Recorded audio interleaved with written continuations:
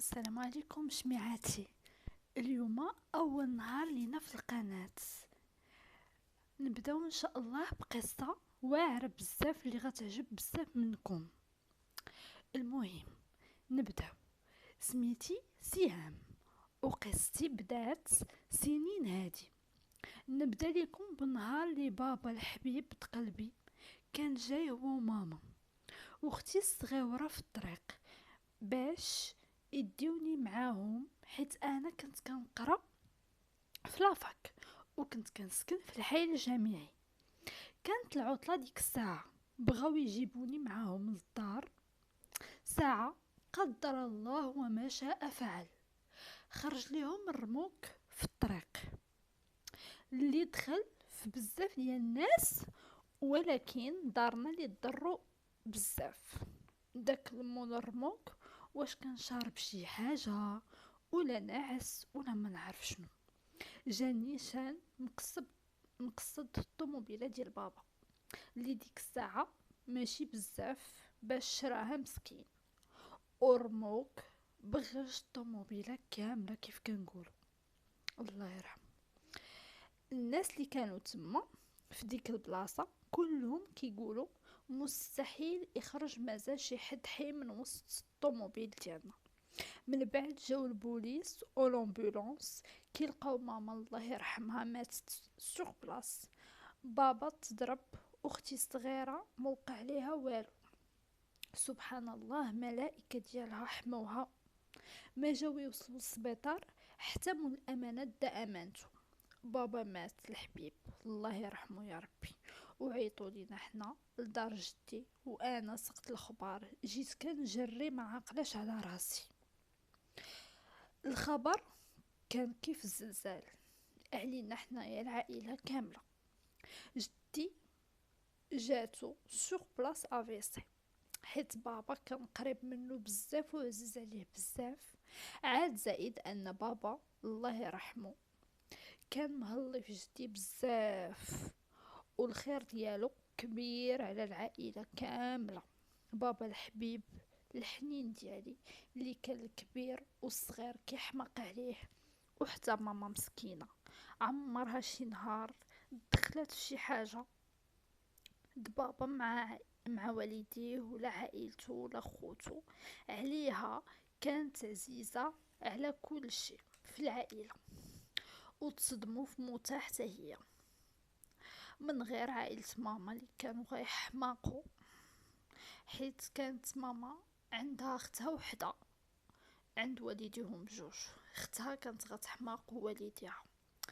اول حاجه من ماتوا والديا هضروا عليها العائله باش تجمعوا كاملين، هي فين غنسكن انا واختي اللي مازال صغيره ديك الساعه، يلا عندها 8 سنين.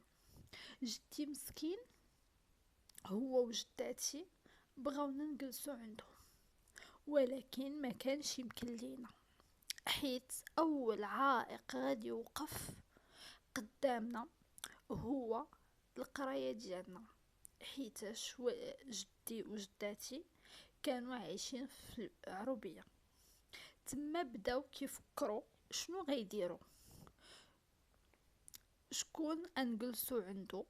واخا انا ديك الساعه كنت في لافاك وباقا كنقرا، ولكن بابا وماما ما خلاو البوارت ما يورت، يعني فلوس النهار كيديهم النهار.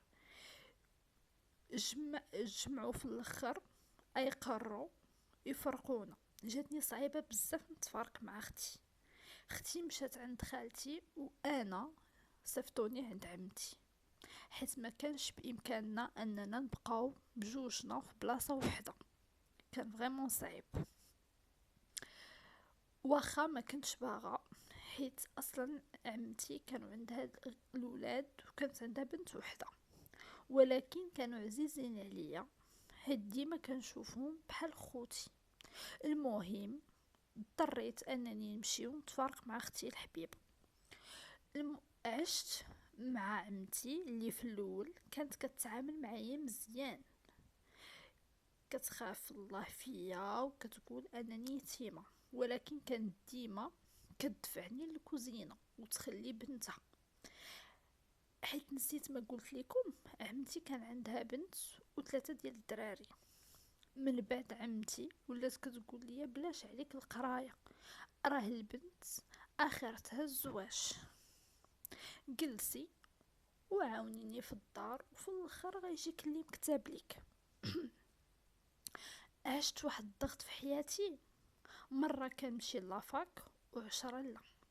حتى انا صافي قررت نجلس في مره بقوه ما مرت وستريسيت بزاف.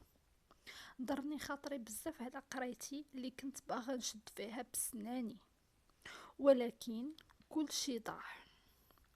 قلت صافي سالاو المشاكل مع عمتي ونقر ديالها، ولكن هي كيف كنقولوا باغا مني الشحمه والقديد. ولات كتحاسب معايا على الضغمه ديال الخبز وكتقول لي واش انتي جالسه غير باش تاكلي الخبز. مشيت بديت للخدمه في واحد المخبزه باش نتعاون، وما بقاش هذيك اللي كناكل الخبز. اللي وليت منها كنشد واحد الفلوس كنعطي منهم لعمتي باش تسكت ونسد عليا بصداع، وشويه كنصيفطو لختي الصغيره هي كندور معاها وصافي، وشويه كنجمع منه بشويه بشويه. دازت سنين مور هادشي مع عمتي، وانا الحلم ديالي نخرج نكري ولا ندير شي حاجه دار ولا شي حاجه غير صغيره نجمع انا واختي الصغيره. حتى ديك الوقيته اللي كيجي يدوي فيا عمتي كتصيفطو بحجه راه باقا صغيره، هي لقات اللي يخدم عليها، علاش غتخليني نتزوج مثلا. كيف قلت لكم من بعد سنين مع عمتي، تقريبا واحد 6 سنين ولا 7 سنين، العذاب نهار مات وليديا جمعت شي فلوس اللي قدرت بيهم نشري بيهم واحد الطرف ديال الارض اللي ديك الساعه كانوا الاراضي رخاص بزاف. بديت بشويه بشويه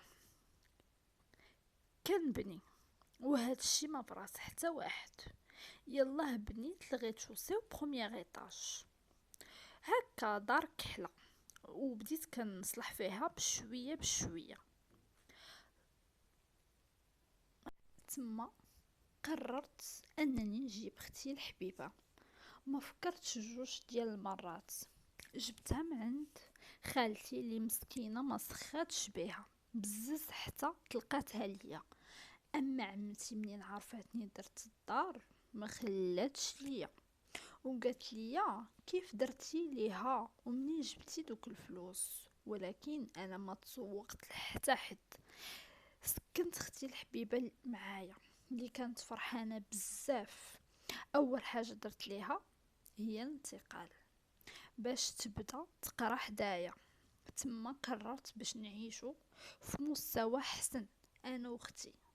اول حاجه فكرت نديرها هي ما نبقاش خدامه في ديك المخبزه وندير شي حاجه ديالي.